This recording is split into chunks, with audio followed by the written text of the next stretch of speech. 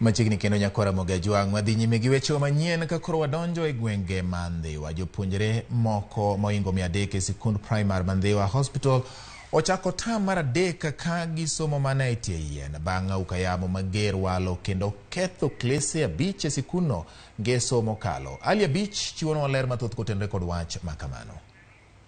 Seche gima skundo yawa yanga e pachoka e chakruok tam mar 3 jopuonjre e skund primar Ndhiwa Hospital okinyi ma kawuono ne oromo gi chandruok e skundgi kaluwore gi masira mar auka yamo mane oketho kilese mating'o jopuonjre moingo 300.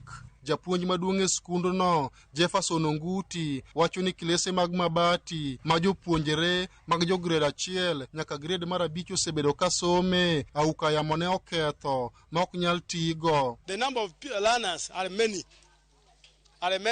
They are approaching 700. They are approaching 700 when I have only 4 permanent classes and the rest are just under shade. They don't have classes. That is grade 1, 2, 3, 4, 5.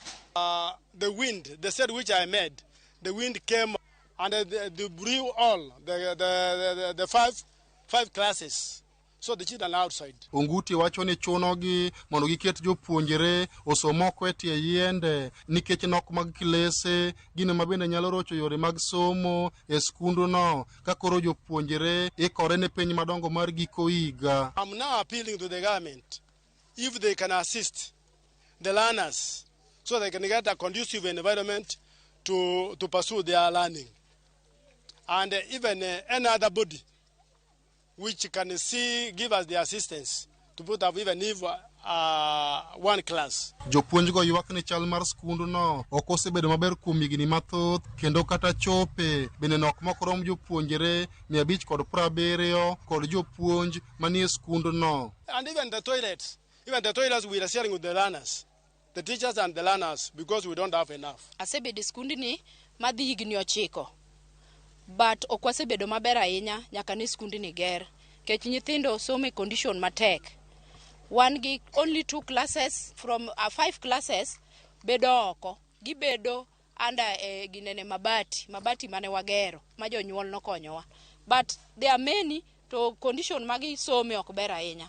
Koro kwayo na en mana ni sirikal mondo konywa mondo nyithindo sombgi odhi mbele, and given that this is third term wadhi timo penj. Jonyuol ma nyithindgi somo e skunduno bende ni kod kibaji bang' masirano ka gin bende gikwayo piny owacho kod migepe mamoko mondo yorese skunduno. Koro wadwaro ni mondo joma nyalo wuok okonywa kech kineno kuondegi owalo te watemo chokogi moko kethore ma ok nyalre to mane classes mokethogi no wan jonyuol wabedo kaka komiti ni wasani mwagero sani koro akiani ng'ama dhi konyo to piny be tek wan lwetwa ni nono sani endi.